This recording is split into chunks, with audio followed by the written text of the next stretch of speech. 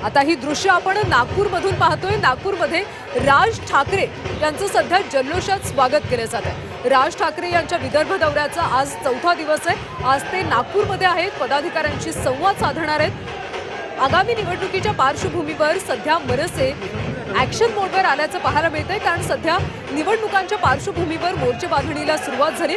राज ठाकरे यांचा हा विदर्भ दौरा सुरू आहे। त्यांच्या विदर्भ दौऱ्याचा हा चौथा दिवस आहे। राज ठाकरे आता नागपुरात दाखल झालेत। मनसे कार्यकर्त्यांकडून ढोल ताशांच्या गजरात फुलांची उधळण करत त्यांचं जल्लोषात असं स्वागत केलं जात आहे। राज ठाकरे आता पदाधिकाऱ्यांची बैठक घेणार आहेत, पदाधिकाऱ्यांशी संवाद साधणार आहेत आणि त्यानंतर ते माध्यमांशी काय बोलतील हे पाहणं महत्त्वाचं आहे।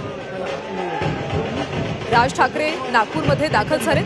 गेल्या 4 दिवसांपासून त्यांचा हा विदर्भ दौरा सुरू आहे।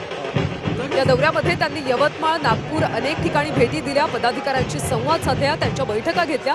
आगामी निवडणुकांच्या पार्श्वभूमीवर उमेदवारांची चाचपणी केली जाते, सोबतच कशा पद्धतीने काम करावं याची एक रणनीती आखली जाते।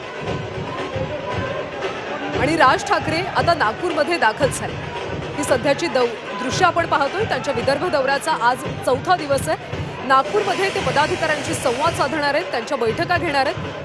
नागपूरमधून कुणाची उमेदवारी आज ते जाहीर करतात का हे पाहणं देखील महत्त्वाचं आहे, कारण काल यवतमाळच्या दौऱ्यामध्ये त्यांनी राजू उंबरकर यांची उमेदवारी जाहीर केली होती आणि त्यानंतर आज नागपूरमध्ये ते कुणाची उमेदवारी जाहीर करतात का हे पाहावं लागेल।